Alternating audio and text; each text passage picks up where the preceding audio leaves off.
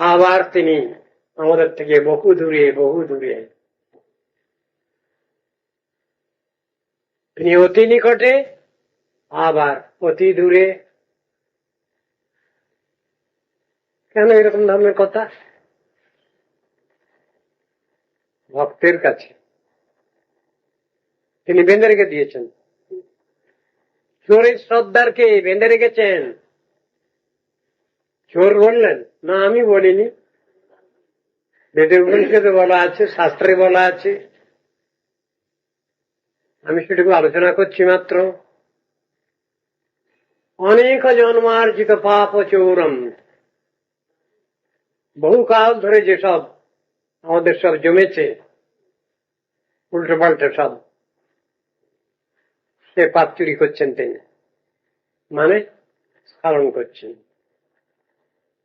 নবাম্বুদর শ্যামল কান্তি চৌরম, নবজলধর কান্তি চুরি করেছেন তিনি। নবীন শ্যাম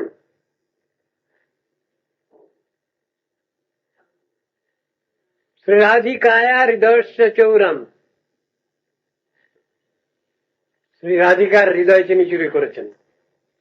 চৌরাগ্রগণ্যং পুরুষং নমামি ব্রজে প্রসিদ্ধং নবনীত চৌরম, ব্রজে তো তিনি ননীচোরা নাম যার। ব্রজাঙ্গনানাঞ্চ দুকুল চৌরম, বস্ত্রহরণ লীলা। পদাশ্রিতানাঞ্চ সমগ্র চৌরম, তার শ্রীচরণে যারা আশ্রয় গ্রহণ করে তাদের সব চুরি করেন তিনি। চৌরাগ্রগণ্যং পুরুষং নমামি, তাকে পাওয়ার জন্য যারা কান্নাকাটি করছে তাদের ধন মান সব কিছু নিয়ে একেবারে কাঙাল করে ছেড়ে দিচ্ছেন সেই চৌরাগ্রগণ্য পুরুষ। কথাগুলো তো এরকমই বলা আছে। ফাটিয়ে ফাটিয়ে বেড়াও না, ধরেছি এবার ছাড়বো না। হৃদয় গুহায় আটকে রাখলাম, যাও কি করবে করো, গিয়ে যাও।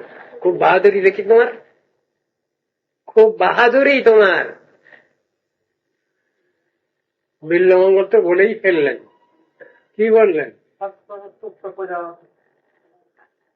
হস্তমুৎক্ষিপ্য জাতোষি বরাত কৃষ্ণ কিমদ্ভুতম হৃদয়াত যদি নির্যাসী পৌরুষং মনয়ামিতে। ধরে ফেলেছিলেন বিল্লমঙ্গল কৃষ্ণকে, তখনই একটু হাত ছাড়িয়ে একটু দূরে দাঁড়ালেন। বিল্লমঙ্গল বলছেন রহস্য করে, তুমি হাত ছাড়িয়ে একটু দূরে গিয়ে দাঁড়ালে, তোমার গায়ে তো জোর অনেক বেশি, তা আমি জানি। ব্রজের নবীন যুবা তুমি, তোমার গায়ে অনেক জোর আছে আমি জানি, কিন্তু তোমার সঙ্গে বেট রাখছি। বিল্লমঙ্গল বলছেন হৃদয়াদ যদি নির্যাসী পৌরুষঙ্গনায়ামিতে, আমি তোমাকে আমার হৃদয়ে আবদ্ধ করে রেখেছি, এখান থেকে তুমি যদি তোমাকে বের করে নিয়ে যেতে পারো তবে জানবো তোমার পৌরুষ বাহাদুরি। কৃষ্ণকে বলছি, এমন ধরনের প্রেম কুন্দল হয় প্রেমিক ভক্তের সঙ্গে ভগবানের। তার ভালো লাগে, ভক্তের সঙ্গে ভালো ঝগড়া করতে ভালো লাগে ভগবানের। ঝগড়া নয়, ওকে ওর নাম হলো প্রেম কুন্দল। সেই ভগবান ভক্তের হৃদয়স্থ হলে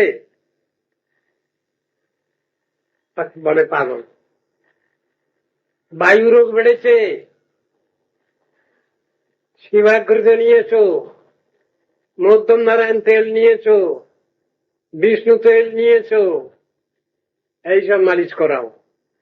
ঘোড়ার ডিম কাকে বলে অষ্টসাত্ত্বিক বিঘাত তা বোঝে না। হোক না হোক অন্তত শুনেও তো রাখতে হয়, বুঝেও তো রাখতে হয়, বুঝবে না। মহাপ্রভুকে সবাই বলেছিল এ বায়ু রোগ বৃদ্ধি হয়েছে, একে এইসব ওষুধ দাও।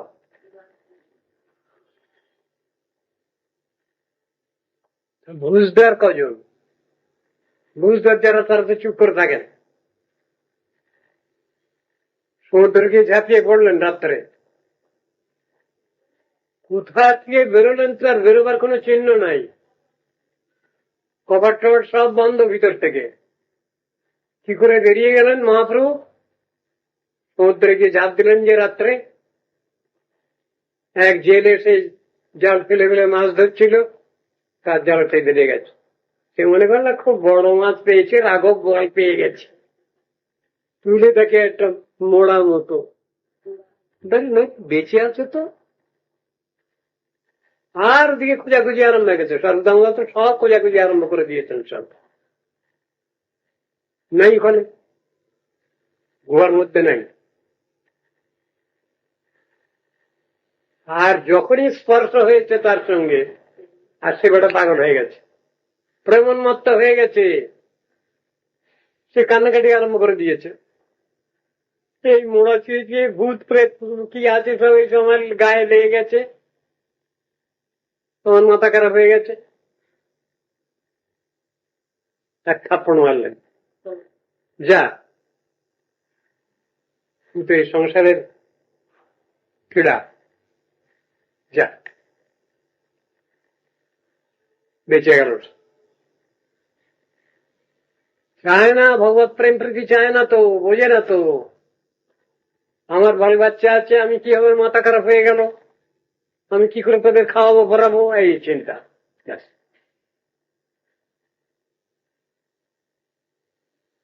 পেয়ে গেলেন তাই।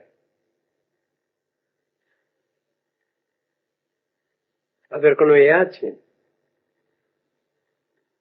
সাধারণ মানুষের মতো কিছুই না, অসাধারণ, অতি অসাধারণ, যেটা মানুষের সম্ভব না, তাতে সম্ভব। ভগবত বিরহ হলে, কৃষ্ণ বিরহ হলে কেমন পাগলামিটা হয়, আর কেমন পাগলামিটা করেন তিনি। এখন একটু বাধ্যতা, আমি কি কোনো উল্টোপাল্টা কিছু করেছি, বলছেন তিনি, আমি কি কিছু উল্টোপাল্টা বলেছি, আমি কি কিছু উল্টোপাল্টা করলাম তোমাদের কাছে?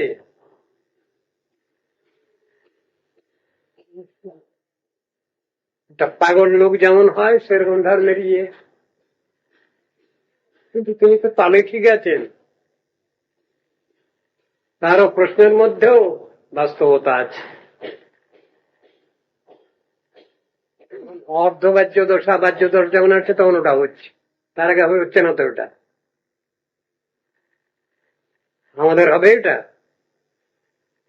মন দেখি ভ্রম হয় এই বৃন্দাবন, শৈলে দেখি মনে হয় গিরি গোবর্ধন, যাহা নদী দেখে তাহা মানয় কালিন্দী, মহাপ্রেমাবেশে মহাপ্রভু পড়ে কাঁদি। ওই স্থাবর জঙ্গম দেখে না দেখে তার মূর্তি, সর্বত্র স্ফুরয়ে তার ইষ্টদেব মূর্তি। আমি তো শুধু গাইয়াই গেলাম, মুখে কইয়াই গেলাম, যার হইছে তার হইছে। হরে কৃষ্ণ, হরে কৃষ্ণ। কটা বাজে? 10 হয়ে গেছে। চৈতন্য মহাপ্রভুর কথা ওইটাই আলোচনা করার দরকার, আগে ওইটা।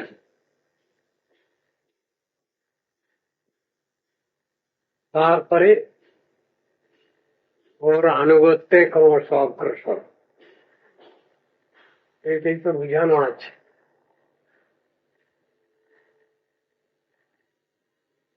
কৃষ্ণ লীলায় কৃষ্ণ কিছু বলেননি, বলতে পারেননি,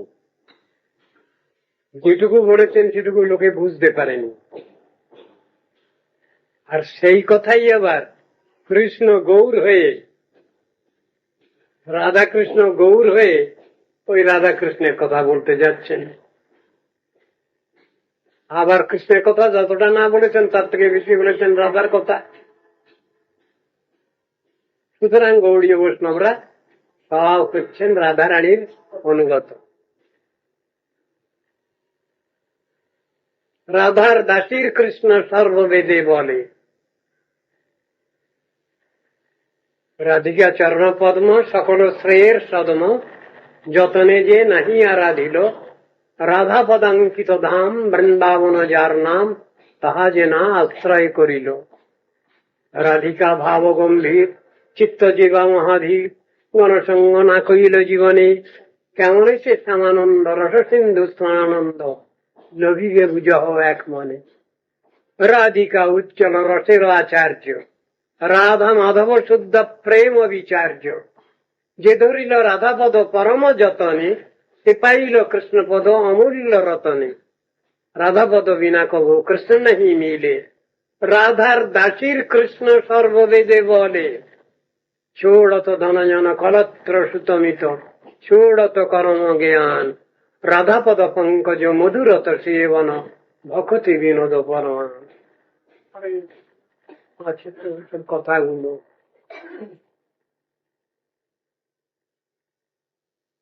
এই পর্যন্ত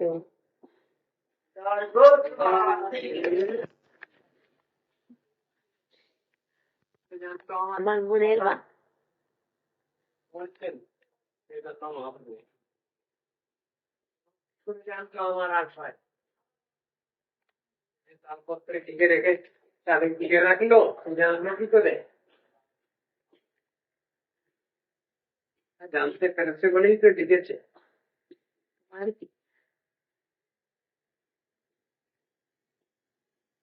তাদের রকম তখন শক্তি কথা চিনবে না।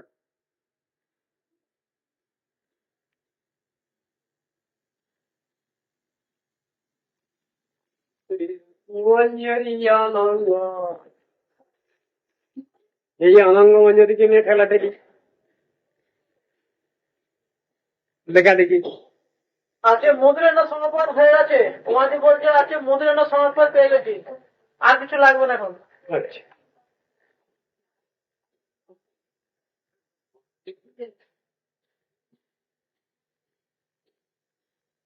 কে খেলাটা? যারা মঞ্জুরি গোষ্ঠীর আনুগত্যে আছেন তাদের মধ্যে ঠেলাঠেলি হতে পারে।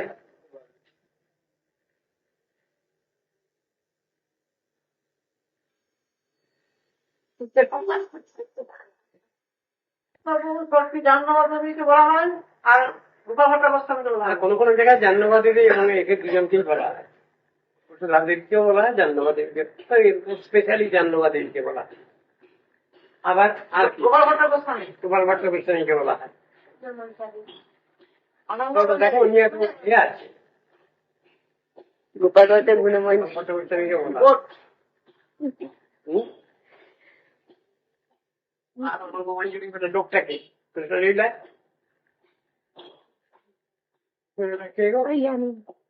রাধারানীর বোন না? হ্যাঁ, ছোট ছোট ছোট বোন। হ্যাঁ, আমি কনিষ্ঠা বলি না, বলে দিলে তারপরে মহারাজ বললেন বলে তাই বলি। কোথায় কীর্তন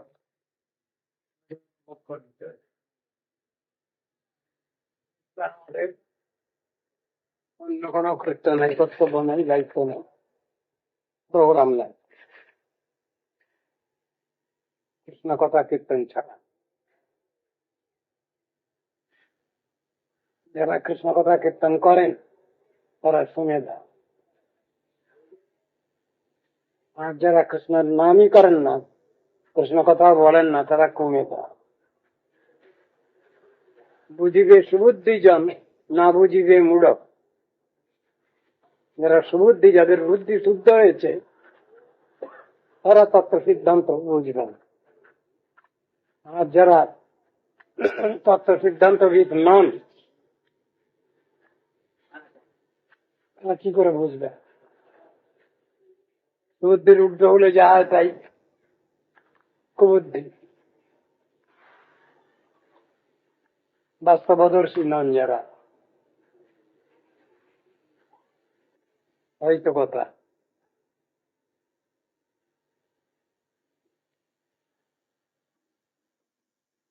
ওখানে একটা শ্লোক আছে,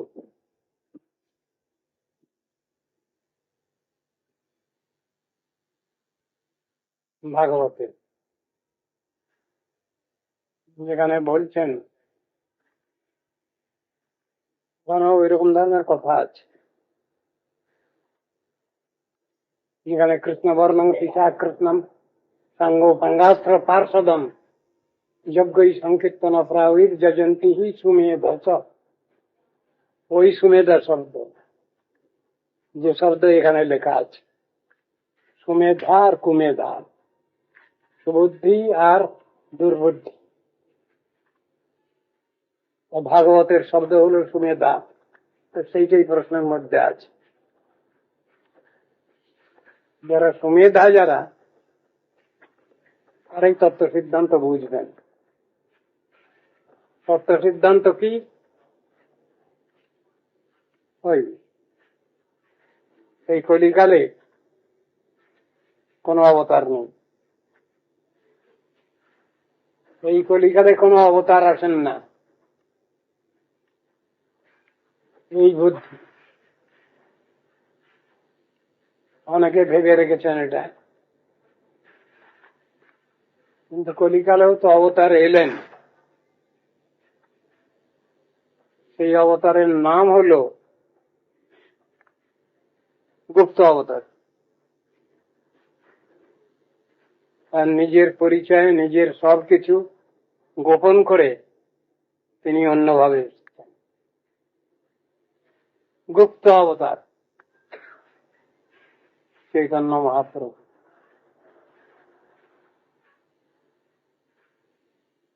ভগবানের এক নাম ত্রিযুগ, কথাটা বলা হয়েছে। সব করছেন স্বয়ং প্রহ্লাদ মহারাজ। স্বয়ং প্রহ্লাদ মহারাজ সব করছেন। কার? নৃসিংহদেবের। নৃসিংহদেবের সব করছেন। তার মধ্যেই বলছেন যে কলিকালে অবতার আসেন না। কে বললে? না, তার এক নাম ত্রিযুগ। 3 যুগে তিনি আসেন। 3 যুগে আসেন প্রত্যক্ষ ভাবে,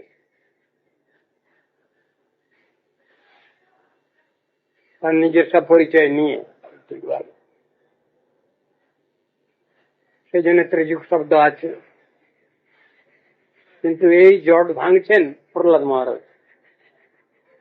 সাধারণ মানুষ যে ভুল করে,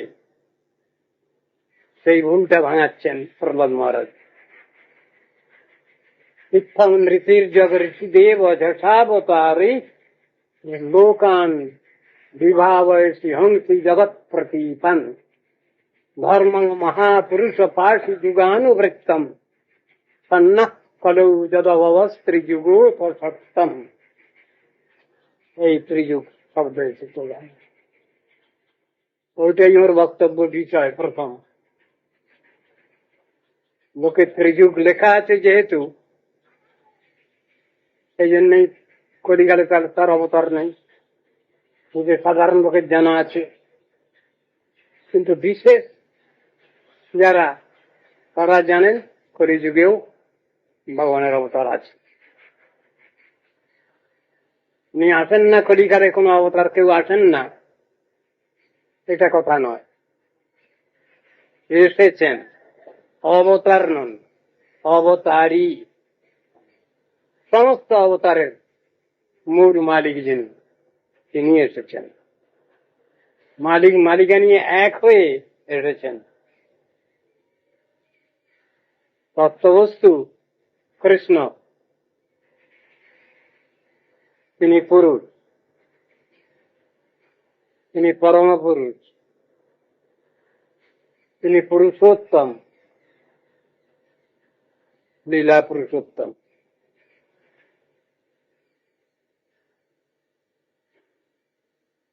তারা দুজন মিলে এসেছেন এক হয়ে। রাধা কৃষ্ণ ঐছে দুই একই স্বরূপ, লীলারস আস্বাদিতে ধরে দুই রূপ, আর তত্ত্ব দর্শন যখন, তখন তো তিনি কৃষ্ণ সর্বেশ্বরেশ্বর। কিন্তু গৌরাঙ্গদেব যে এলেন, তিনি তো রাধা কৃষ্ণ মিলিত তনু।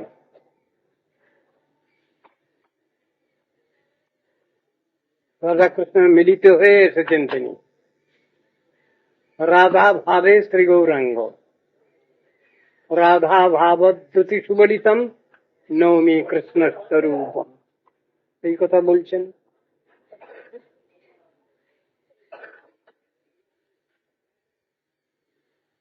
তাহলে মহাপ্রভু মানেই তিনি একানন, রাধা কৃষ্ণ মিলিত তনু।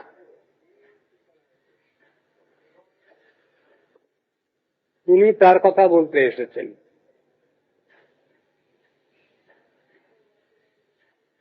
কৃষ্ণের উপাসনা করতে বলছেন। সরস্বতী প্রভু বলছেন যে কৃষ্ণ কথা কীর্তন করতে হবে জীবনে মরণে, জীবনে মরণে। তাহলে মরে গেলেও কীর্তন করবে? জীবদ্দশায় তো কীর্তন করা যায়, মরণ দশায় মৃত্যু হয়ে গেলে আর কে কার কীর্তন করবে?